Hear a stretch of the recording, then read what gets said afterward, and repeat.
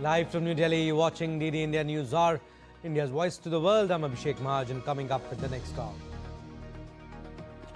EU and India agreed to sign security and defence partnership. EU Foreign Policy Chief Kaja Kallas says two major democracies have renewed political momentum with clear sense of purpose.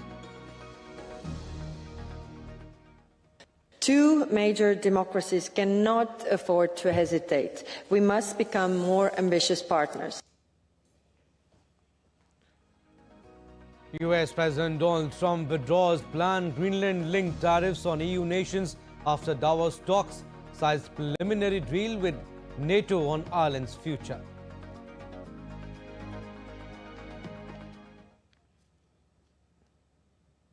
It's a really good deal for everybody.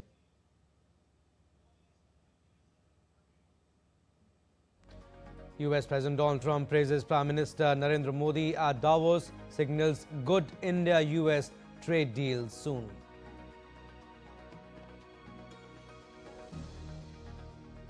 India's rooftop solar empowers 10 million households with 267 gigawatt renewable energy capacity, says new and renewable energy minister Prasar Joshi at Davos. And in sports, India trounced New Zealand in the first T20 international. Abhishek Sharma's blitz sets up a convincing 48-run victory.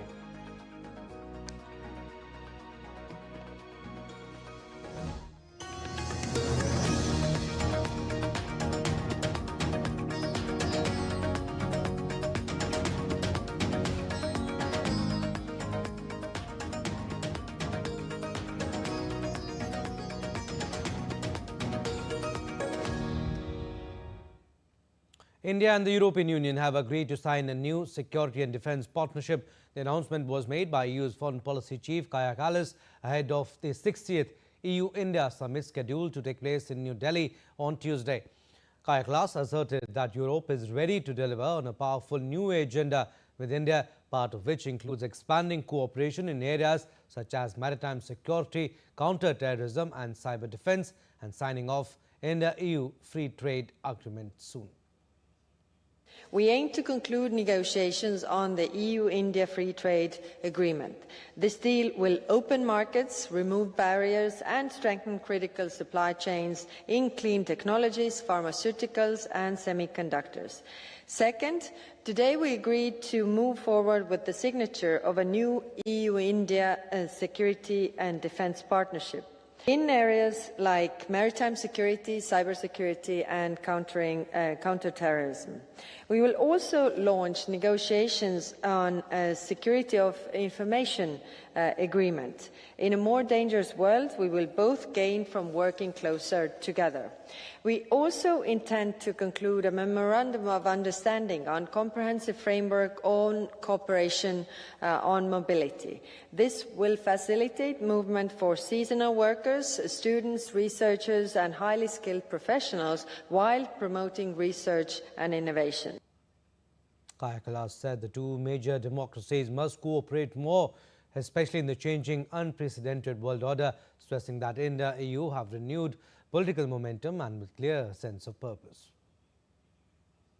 The EU and India are moving closer together at the time when the rules-based international order is under unprecedented pressure through wars, coercion and economic fragmentation.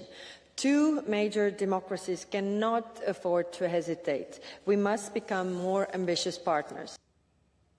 And she also said that Europe and India could help anchor stability in Indo-Pacific. In the Indo-Pacific and beyond, Europe and India can help anchor stability by defending open sea lanes, strengthening maritime domain awareness, and resisting coercion in all of its forms. Honourable members, this summit matters for what it sets in motion, a more ambitious, more operational EU-India partnership. We have an opportunity to turn political momentum into progress for our citizens, for our companies, our economies, and also upholding rules-based order on which our security and prosperity depend. European Council President Antonio Costa and European Commission President Ursula von der Leyen will attend India's Republic Day celebrations as chief guests on January 26 with India-EU summit scheduled for the following day. Overall, the visiting EU delegation for the summit will comprise around 90 members, including Kaja Kallas, Trade Commissioner Maroš Šefčovič, and several Director Generals overseeing trade, energy and industrial policy. Moving on, at the World Economic Forum 2026 in Davos, New and Renewable Energy Minister Prasar Joshi said India has achieved 267 gigawatts of installed renewable energy capacity. In last 10 years, from 3 gigawatt, less than 3 gigawatt from solar, today we are 136 gigawatt. And wind, it was nearly about 25 gigawatt. Today it is 55 gigawatt.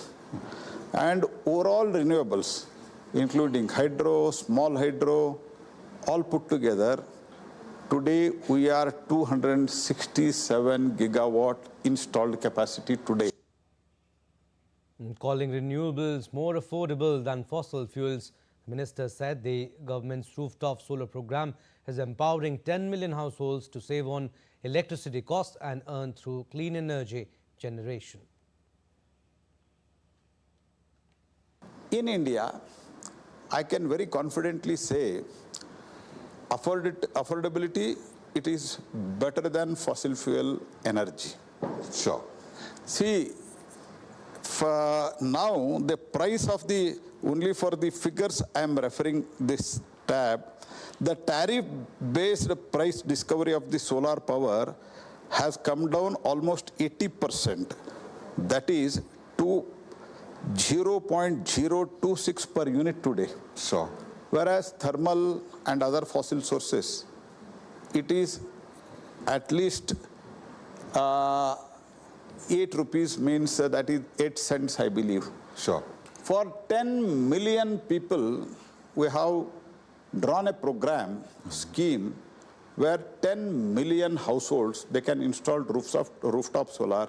Sure. Where not only they are saving from the electricity bill, that is tariff, and they are selling it and they are earning money. Sure.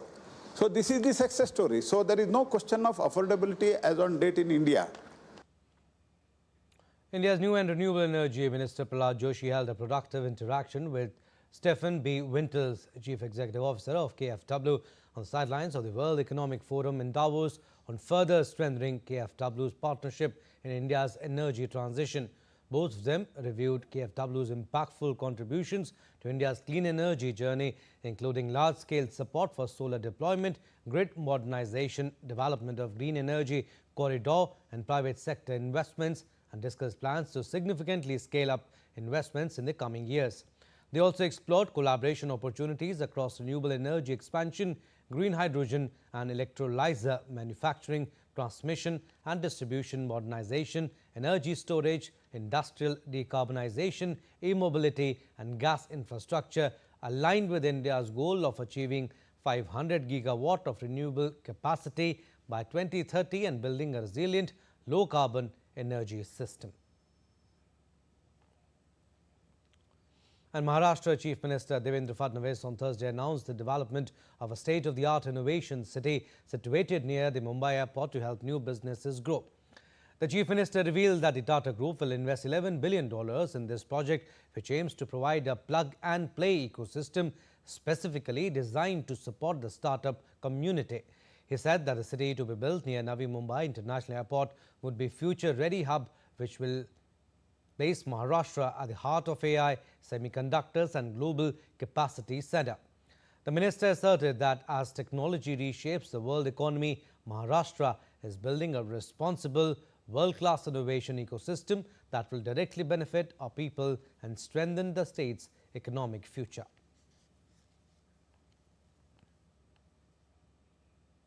And Andhra Pradesh Chief Minister N. Chandrababu Naidu is also in Davos, where he attended a session hosted by Bloomberg on Wednesday. Sharing photos of his interaction, Naidu mentioned that in Andhra Pradesh, AI is no longer a buzzword and that they are adapting their systems to leverage AI, especially to enhance governance.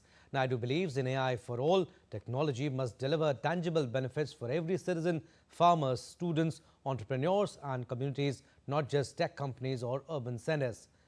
The topic of the interaction was the trillions of dollars AI movement transforming the global economy.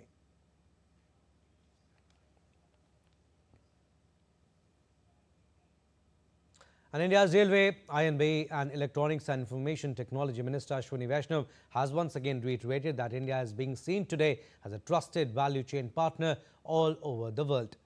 Vaishnav exuded confidence that the way meetings and discussions took place with investors here, in every panel, people were very clearly saying that India is a bright spot today. He was speaking on the sidelines of the World Economic Forum in Davos. Bharat को आज सारी दुनिया में एक trusted value chain partner की तरह देखा जा रहा है। इस टर्बुलेंट, बहुत मुश्किल एनवायरनमेंट में सारे विश्व में जहां पर अनसर्टेनिटी है, वैसे में भारत को एक बहुत ही स्टेबल, अच्छी डेमोक्रेसी, वाइब्रेंट डेमोक्रेसी और एक सस्टेन्ड वे में ग्रोथ वाली इकोनॉमी के तरीके से देखा जा रहा है। जिस तरीके से यहां पर इन्वेस्टर्स से मुलाकातें हुई, बातें हुई, हर पैनल में, हर एक जगह बहुत क्लियरली लोग बोल रहे हैं कि भारत आज एक ब्राइट स्पॉट है पूरी दुनिया में। जहां पर टर्बुलेंस है, वहां पे भारत एक बहुत स्टेबल और ग्रोइंग इकोनॉमी है और भारत को ट्रस्ट की तरह से देखा जा रहा है।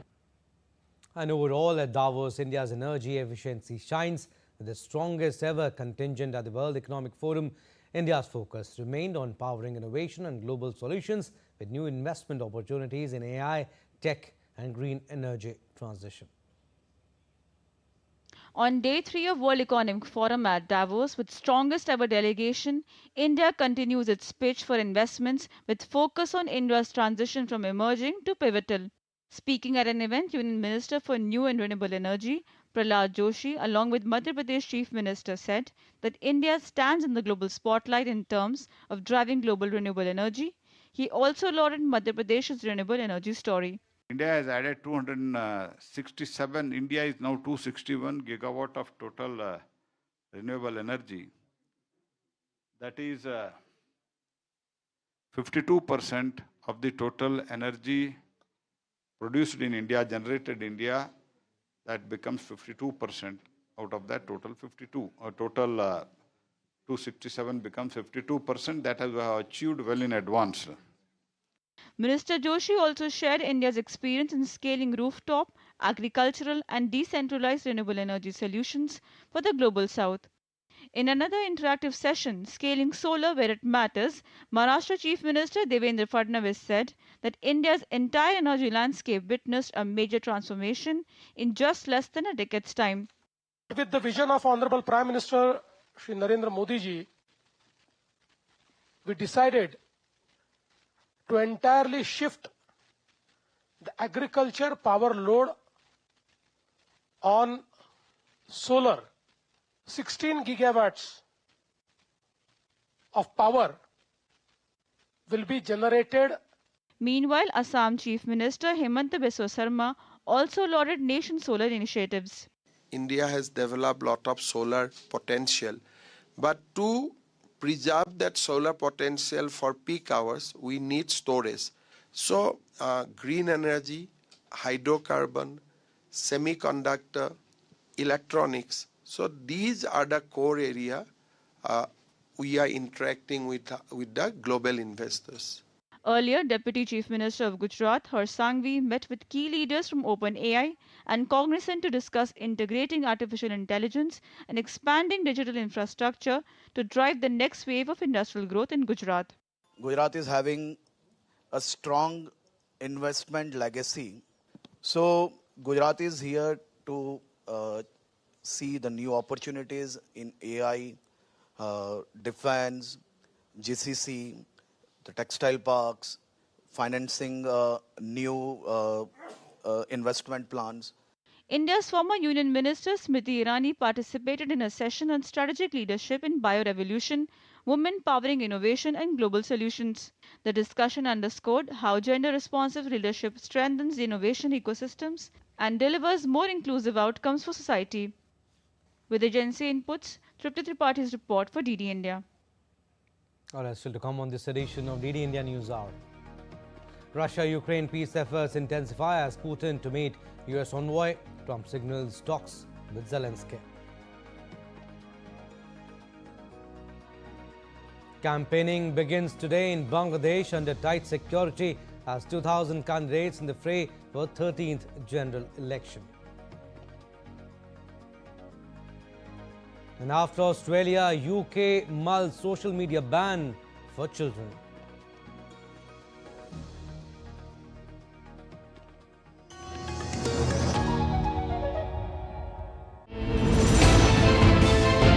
Geopolitics and trade deals. Economic challenges amid development. Hard work and the path to prosperity. It's the economy always. Between walkers, money is what money does and says. Supply creates its own demand. Between the bulls pulls and bears tears. When supply chains globalization and India rises to the podium. We'll get you centered with the economic brief at 8 p.m. every Thursday on DD India.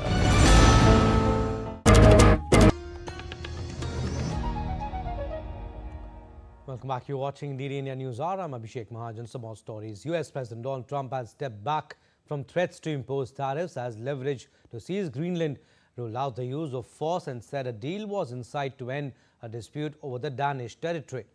In a post on his social media site, Trump said he had agreed with the head of NATO on a framework of a future deal on Arctic security, potentially diffusing tension that had far-reaching geopolitical implications. Trump said Western Arctic allies could forge a new deal that satisfies his desire for a Golden Dome missile defense system and access to critical minerals while blocking Russia and China's ambitions in the Arctic. The announcement came hours after Trump's Davos speech, where he repeated that US needed Greenland for national and global security and said NATO members could agree to US control and will be very appreciative, quote unquote. Trump told reporters after emerging from a meeting with NATO Secretary General Mark Rutte that the long-term deal will make everybody happy. That people jumped at, really fantastic for the USA, gets everything we wanted, including especially real national security and international security. How so? Can you give us some details, please? Well, the deal is going to be put out pretty soon, and we'll see. It's right now a little bit in progress, but pretty far along. It gets us everything we needed to get. It's a long-term deal. It's the ultimate long-term deal. And I think it puts everybody in a really good position, especially as it pertains to security and minerals and everything else. Meanwhile, NATO Secretary General Mark Rutte said he had not discussed the key issue of Danish sovereignty over Greenland in his meeting with US President Donald Trump. Speaking in a televised interview, Rutte offered few details about the supposed framework for the deal announced by Trump after his talks with the NATO chief. US President Trump has expressed confidence over India-US bilateral trade agreement, noting that two countries are going to have a good deal, while praising Prime Minister Narendra Modi as a close friend and respected leader. Trump made the remarks following his address at the 56th annual summit of the World Economic Forum. Earlier, India's Commerce Secretary Rajesh Agrawal asserted that the much-anticipated first tranche of India-US BTA is very near, but stopped short of providing a timeline. The BTA, formally proposed in February following directives from the leadership of both nations, seeks to more than double bilateral trade from the current $191 billion to $500 billion by 2030. All right, DD India's Akshay Dongre joins us for more on this story. Hi Akshay, first of all, Donald Trump clearly renewing his push to acquire Greenland, but taking a different stance of not using force. How do we see this? Diplomacy is going to take center stage in the next few days, but he wants Greenland for sure. Well, he has reiterated that he wants Greenland for sure. However, you are rightly mentioning that at this time the tone is quite different from what it was earlier.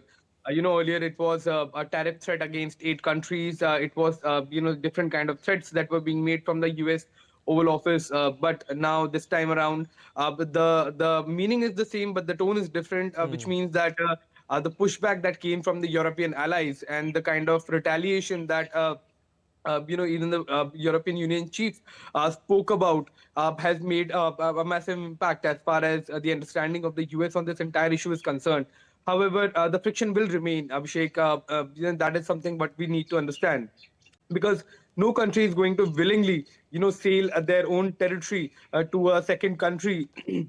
Be it an ally or otherwise, and with the sort of relentless push to buy Greenland, the tensions are going to be there, because even though there is no sort of threat of tariff this time around in the claims to buy Greenland, the demand remains the same. Donald Trump at Davos has said that Greenland has been really unfair to them. What he's asking is nothing but a piece of stone, ice, so a small land is what he's claiming in return to what the US has done for the European allies for decades now. However, this doesn't work. If you work for your allies, if you help out your allies, you can't demand their territories in return at a later stage in time, and that is going to shift the entire understanding of geopolitics around the world. What we can see right now is an understanding that will be created in the European Union, that their stand against Donald Trump as far as the acquisition of Greenland has worked to some extent. The language at least has changed, and what this is going to formalize now in the next upcoming days is that European Union will try to take more of such stand, so that the kind of language or the kind of threats that are coming in from the US as far as the acquisition of Greenland is concerned can be changed, and rather this relentless push can be stopped as far as the US ambitions to buy Greenland is concerned. Right, and he has waived tariffs he previously threatened against the European allies. But talking about India-US trade deal, Akshay, President Trump sounds confident about an India-US trade deal and praises Prime Minister Modi also. How do we see this? How close are the two sides to a concrete agreement? Well, if we have to see the way the language is changing, you have to understand that the position US is in right now. You have already distanced your some of the closest allies in Europe, one of the biggest market that is there in the world, by threatening to buy their piece of territory, by threatening to buy Greenland, and by threatening them with tariffs. Secondly, your other major ally as far as the Indo-Pacific region is concerned against the Chinese threat is India. It has always been there. There has always been a policy of closer relationship in the Indo-Pacific region between the US and and India. However, again, as far as these tariffs are concerned that have been levied against India, the kind of threats that were coming in of 500% tariffs has also made India slightly distanced from the US alliance as far as the region is concerned. So there is, it seems that there is an understanding that is developing that you can't really act on your own if you want to remain a major superpower in the world.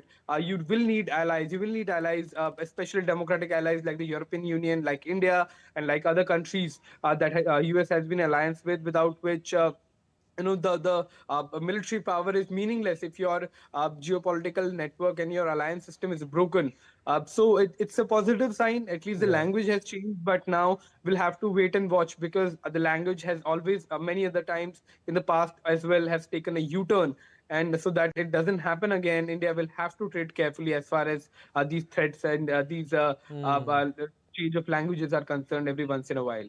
All right, Akshay, we'll leave it at that. Thank you for your inputs on that story. Updates on Russia-Ukraine conflict now. Russian President Vladimir Putin will meet US Special Envoy Vitkov and US President Trump's son-in-law Jared Kushner in Moscow on Thursday. The talks are part of the ongoing negotiations to end around 4-year conflict. The two sides earlier held a 5-hour meeting in December, though they were not able to yield any major breakthroughs. Meanwhile, US President Trump on Wednesday said that he would meet with Ukrainian counterpart Volodymyr Zelensky in Davos adding that he believed both the Ukrainian leader and Russian President Putin wanted to end nearly 4-year-old conflict. Trump, speaking at the gathering of world leaders in Switzerland, said he was dealing with Putin and Zelensky and urged an end to the fighting, describing the conflict as a bloodbath and citing heavy battlefield losses. I'm dealing with President Putin, and he wants to make a deal, I believe. I'm dealing with President Zelensky, and I think he wants to make a deal. I'm meeting him today. He might be in the audience right now. But they got to get that war stopped because too many people are dying, needlessly dying. Too many souls are being lost. It's the only reason I'm interested in doing it. All right, shifting focus now. Campaigning for Bangladesh's 13th Jatiya Sansad election formally begins today following the allocation of election symbols and confirmation of final candidates. Nearly 2,000 candidates are contesting the election for 300 parliamentary seats. Voting, along with a nationwide referendum, will be held on February 12th. The Bangladesh Nationalist Party, Jamaat-e-Islami and the Jatiya Party will begin official campaigning from today amid heightened scrutiny of the electoral environment.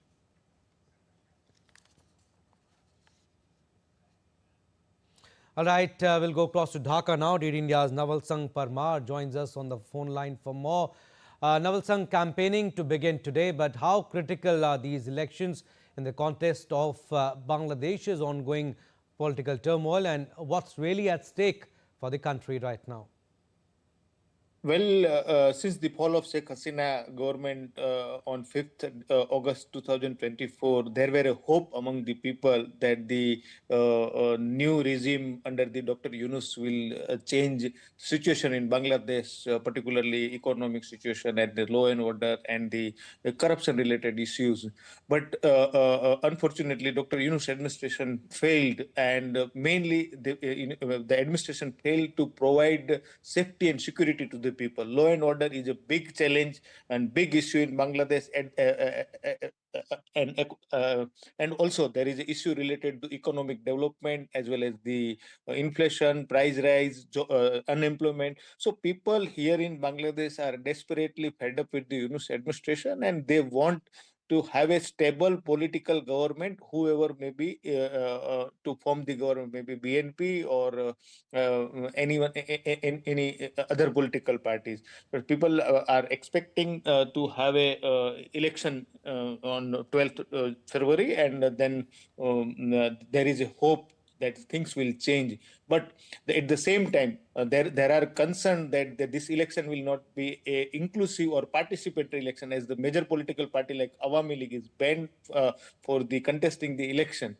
And the Awami League is one of the biggest political party in Bangladesh, and they have a very good support base and voter base in Bangladesh. So without participation of Awami League, there is a concern among the liberal and the Democrat who wish to have a democracy in Bangladesh. But the election campaign starts today, so there is a big rallies and the road shows and other campaigning activities in Sylhet division. Today, Tariq Rahman, the chairman of BNP, will start BNP's election campaign from Sylhet division, which is northeastern part of Bangladesh. And at the same time, Jamaat-e-Islami starts its campaign from Dhaka, and from tomorrow onwards, he will move to northern districts of Bangladesh. So political activity will be there. People are thinking that the contest is between the BNP and Jamaat-e-Islami, but we should not forget that there is a third force, and that is a Jatiya Party. Jatiya Party was a alliance partner of Awami League when Sheikh Hasina was in power for 15 years, and that party is allowed to contest election, though they have fear and apprehension regarding safety and security of the Jatiya Party candidates and their supporters, but it is contesting on 192 seats. And since the Awami League candidates are not in contest, so Awami League voters have a three options: BNP, Jamaat-e-Islami and Jatiya Party. Yes, Naval Sangh, campaigning begins today for the crucial elections to be held on February 12th. We'll leave it at that. Thank you for your inputs.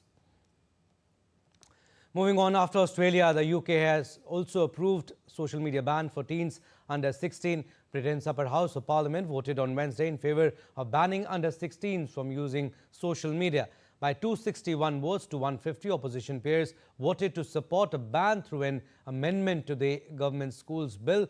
Under the amendment, the government would get a year to decide which platforms should be unavailable to under 16s, with companies forced to put in place highly effective age checks to police access. Calls have risen across the opposition and within the governing Labour Party for the UK to follow Australia, where under 16s have been barred from social media applications since December 10. A YouGov poll in December found 74% of Britons supported a ban. The Online Safety Act requires secure age verification for harmful content. All right, still to come on this edition of DD India News Hour. Commercial operation of Vande Bharat sleeper train begins.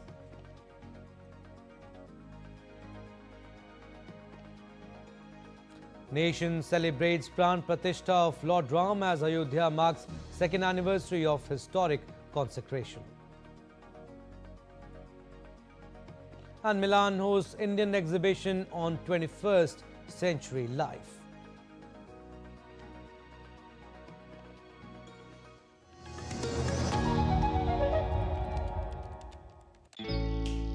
Jharkhand will mesmerize you with majestic nature, rich heritage and colorful culture. Hello. Johar. Johar. It fits perfectly. Thank you. Full workout हो गया. Ready?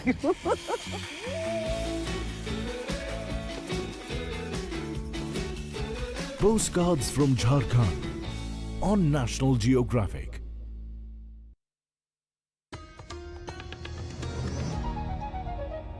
Welcome back. You're watching DD India News Hour. I'm Abhishek and some more stories.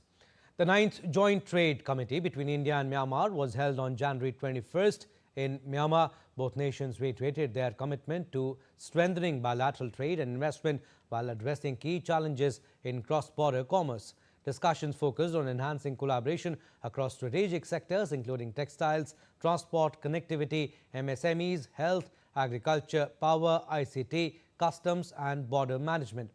Officials emphasized fostering economic growth, boosting regional stability and promoting closer people-to-people and business ties between the two countries. It is an initiative aimed at deepening awareness of Ayurveda, yoga and traditional medicine systems of India and Turkmenistan. Secretary West in India's Ministry of External Affairs, C.B. George, and Rector of State Medical University of Turkmenistan, Nargozel, inaugurated an Ayurveda chamber at Turkmen State Medical University in Ashgabat. This will also boost people-to-people ties as well. C.B. George and Rector of Azadi Turkmen National Institute of World Languages, Maqsad, inaugurated a Hindi corner at the Azadi National Institute of World Languages. The initiative will promote Hindi language learning and strengthen people-to-people ties, fostering deeper cultural understanding between India and Turkmenistan. India's first ever Vande Bharat sleeper train is set to redefine long-distance overnight travel as it begins its commercial operations on the Guwahati-Howrah route from Thursday. Designed to offer faster, more comfortable journeys, the semi-high speed sleeper service marks a major milestone in the evolution of Indian Railways premium train offerings. Operated and maintained by Northeast Frontier Railway, the new age sleeper variant of Vande Bharat is aimed at passengers travelling long distances overnight, combining modern amenities with reduced travel time. The return journey of Howrah-Kamakhya Vande Bharat Sleeper Express will begin commercial operations from Friday. The Kamakhya-Howrah service will run on all days except Wednesday, whereas the Howrah-Kamakhya service will operate daily except Thursday. The Vande Bharat sleeper was inaugurated by Prime Minister Modi on 17th January.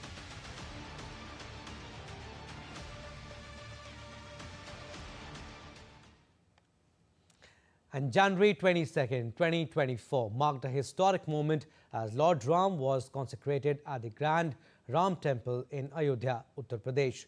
Prime Minister Narendra Modi led the Pran Pratishtha ceremony witnessed by millions across the country. The event symbolized the defining chapter in India's cultural and spiritual journey. आज हमारे राम आ गए हैं।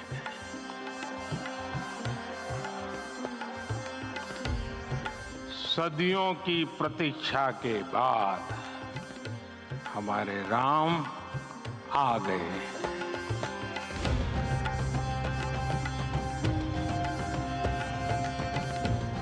January 22nd, 2024 marks a defining moment in the cultural continuum of Sanatan Dharma. Celebrations echoed across the country, and Ayodhya was immersed in devotion, illuminated by faith and fervor. This was the moment for which millions of Indians had been waiting for centuries. It was a day of transition for Sanatan culture, and it was a day of the consecration of Lord Ram Lala in the grand, divine and magnificent temple built at the birthplace of Lord Sri Ram. After years of struggle and unwavering commitment, the moment arrived on 22nd of January 2024. It was not merely a date, it was the dawn of a new era. 22 जनवरी 2024 का ये सूरज एक अद्भुत आभा लेकर आया है। 22 जनवरी 2024 ये calendar पर लिखी एक तारीख नहीं, ये एक नए काल चक्र का उद्गम है। आज हमें सदियों के उस धैर्य की धरोहर मिली है। आज हमें श्री राम का मंदिर मिला। All eyes were on the Grand Ram Temple, awaiting the first glimpse of Sri Ram Lala's idol.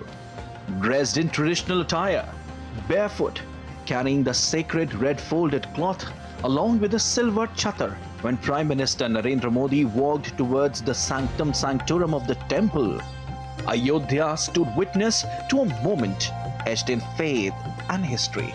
A wave of emotions swept across the nation. Tears of joy rolled down the cheeks of millions who had waited for this sacred moment since years.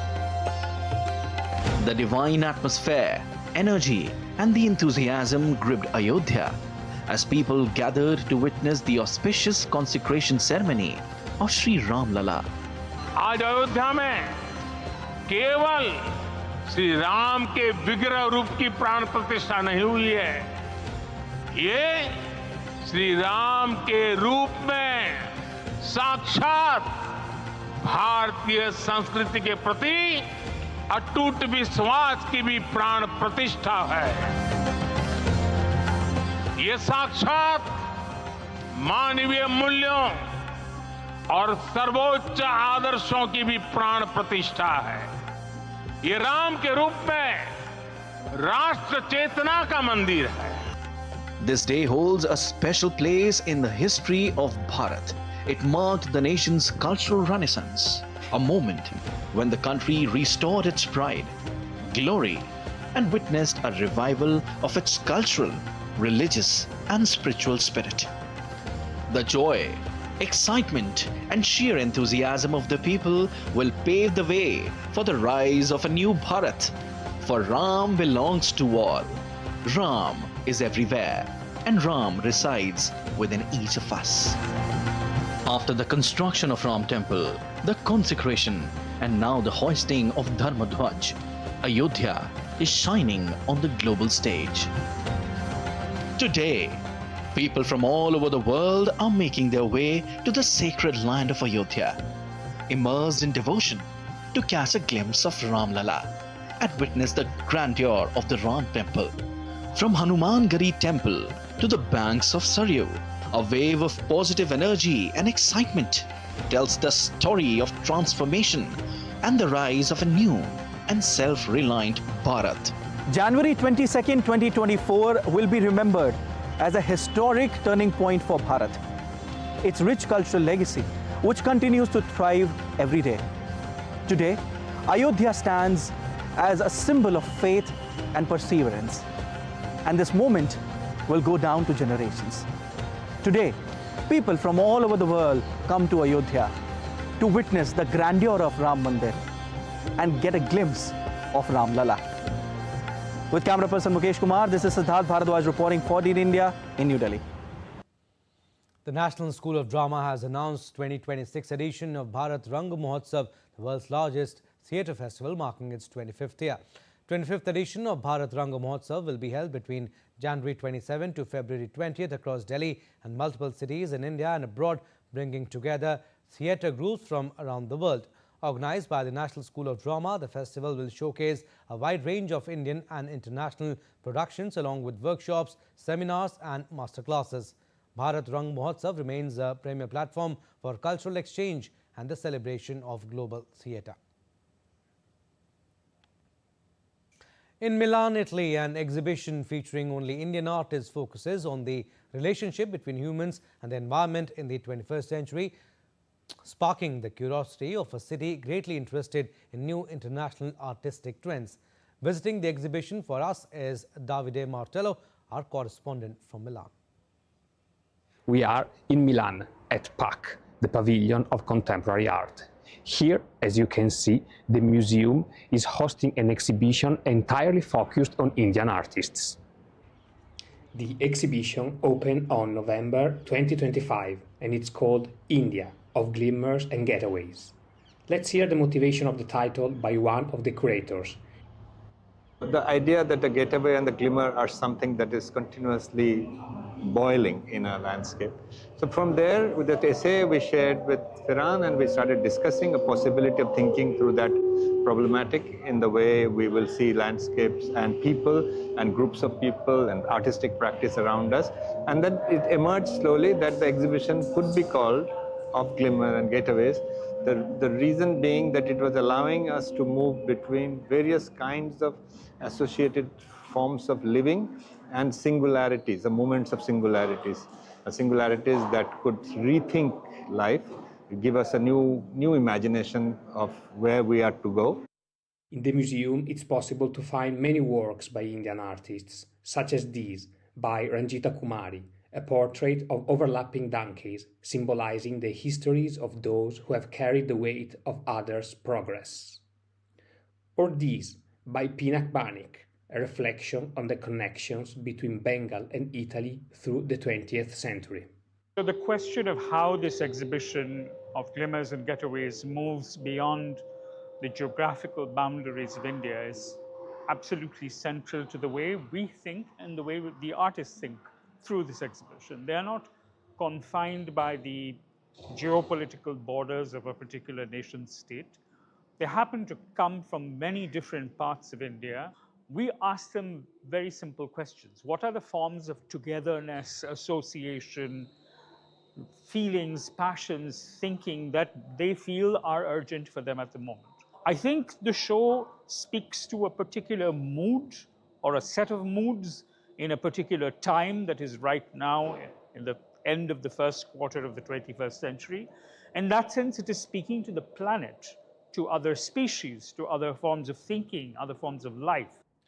Voices of artists from foreign countries can raise great attention here in Milan, as is the case for India, here at the Pact. This is Davide Martello, reporting from Milan. All right, still to come on this edition of DD India News Hour. Figure skating makes historic debut at Khelo India Winter Games. And Sinner Novak Djokovic highlight day 5 at the Australian Open.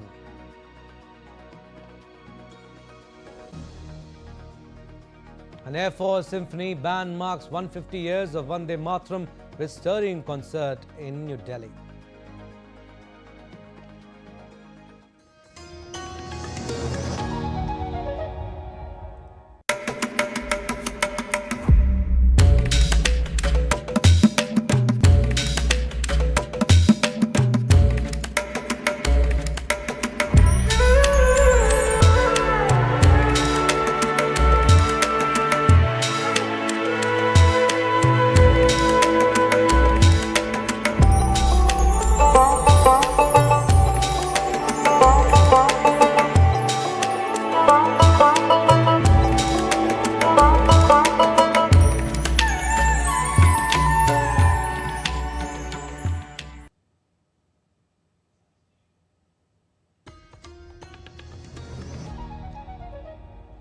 Welcome back. You're watching Read India News Hour. I'm Abhishek Mahajan. Sports updates now. We'll start with cricket. Opener Abhishek Sharma struck 84 runs off 35 balls to set up a convincing 48-run win for India in the first of the 5 T20 internationals against New Zealand. Abhishek smashed 8 sixes to get India off to a flying start before a late unbeaten cameo of 44 runs by Rinku Singh helped the hosts reach 238 for the loss of 7 wickets after being invited to bat first in Nagpur. New Zealand could only muster 190 for the loss of 7 wickets as irregular wickets helped India take a 1-0 lead. Glenn Phillips hit a valiant 78 runs of 40 deliveries and briefly threatened a fight back with his 79-run partnership with Mark Chapman, who made 39. But Phillips' exit in the 14th over of left-arm spinner Akshar Patel ended New Zealand's hopes. The second match is on Friday in Raipur.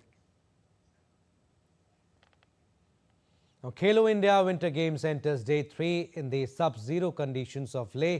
Athletes will compete in group matches of ice hockey, while short track and long track speed skating will begin today. Earlier on Wednesday, the first gold medal of the games were decided all in figure skating. Haryana bagged 2 gold medals, while Uttarakhand and Kerala won 1 each. Haryana currently tops the medal standings with 5 medals overall, including 1 silver and 2 bronze. Figure skating made its debut in the Ladakh leg of the Games, an Olympic sport known for its grace and poise. 20 figure skaters from 5 states and 2 union territories competed across 2 categories. The medal ceremony will take place today.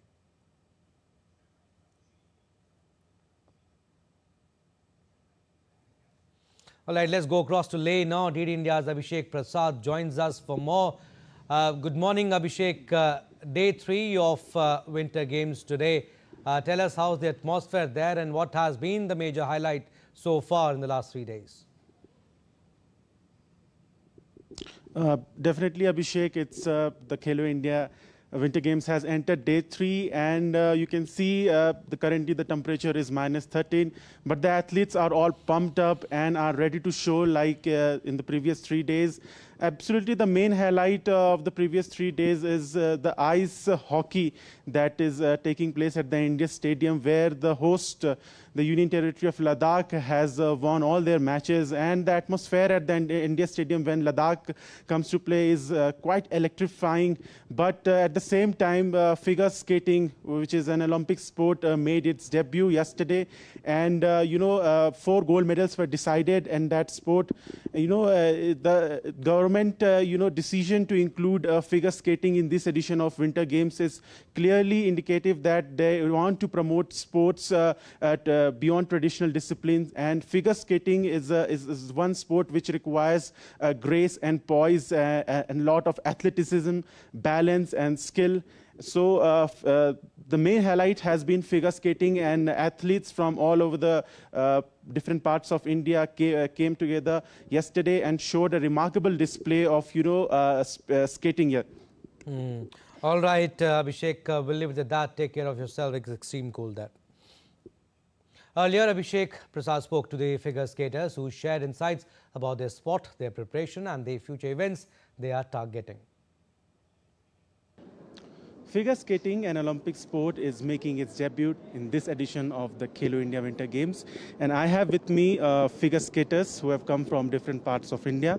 And sir, how figure skating is making its debut in this edition of the Games. So how you are finding this Khelo India Winter Games, the initiative by the Government of India? It's a very nice initiative, and I have been figure skating for the past 10 years. It's like the first time we have come here. It's a very nice place, very nice accommodations. They have brought proper judges for the announcements and everything. I'm quite pleased of everything that the government has done for this Khelo India. Tell me about the main aspects of figure skating and how the competition is judged and what kind of preparations you have to do. So we have to perform on a music. We'll have 2 programs, short and long program. In that, according to our jumps and spins and how clearly we do that, according to that, we'll get marks. So in other parts of the country throughout the year, what kind of preparation do you guys have? Actually, we don't have any ice rings in southern part of India. We have to come to northern part to perform in ice skating rings. Because we also have to adapt to the temperature here, because from almost 25 degrees to minus 19 degrees we have to come, we have to adapt to it, and we have to do it. From how many years are you doing figure skating? And this is challenging conditions in Leh. So acclimatizing to these conditions, how do you have acclimatized? I have acclimatized quite well. It's not that different from being in Dehradun. It's still a lot cold here. Thank you so much. So these were the figure skaters of different parts of India who were explaining about the aspects and the technicalities of figure skating, and they are very confident and are looking forward for future competitions. With cameraman Jagmohan, Abhishek Prasad, DD India, Leh.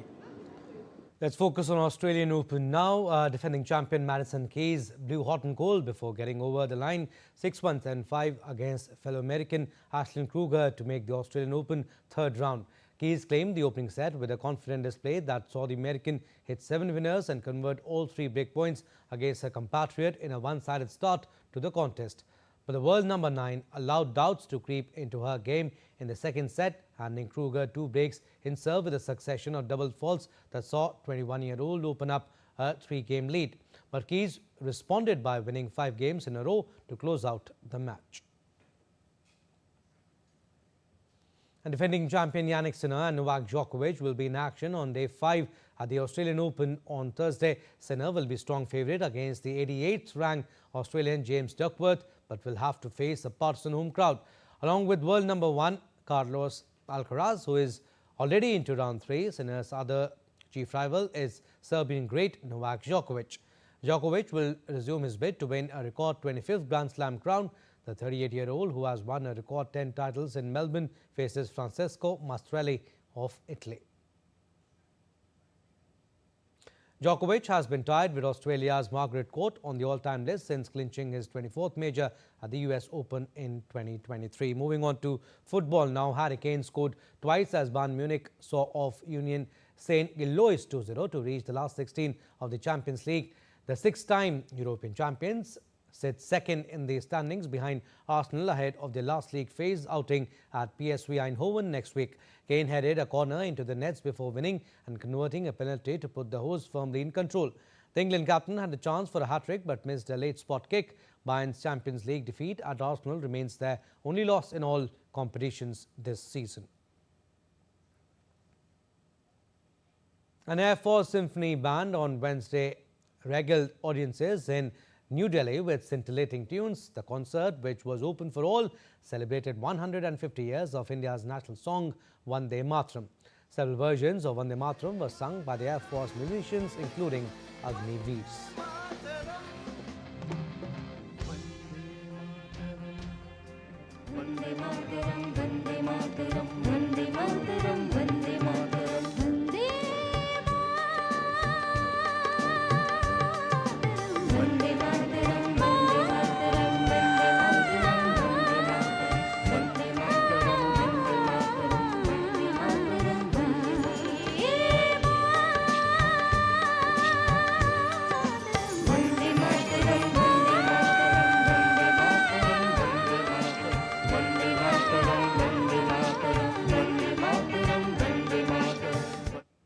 That's all we have in this edition of DD India News Hour, but do let us know your thoughts on the news of the day. For those on the go, you can get all the latest news and updates from India and across the world on DD India mobile app. The app is available on both Android and iOS platforms. Scan the QR code on the screen to download now. And we'll be back with more news as it breaks here on DD India. I'm Abhishek Mahajan. From all of us here in Delhi, thanks for watching DD India News Hour.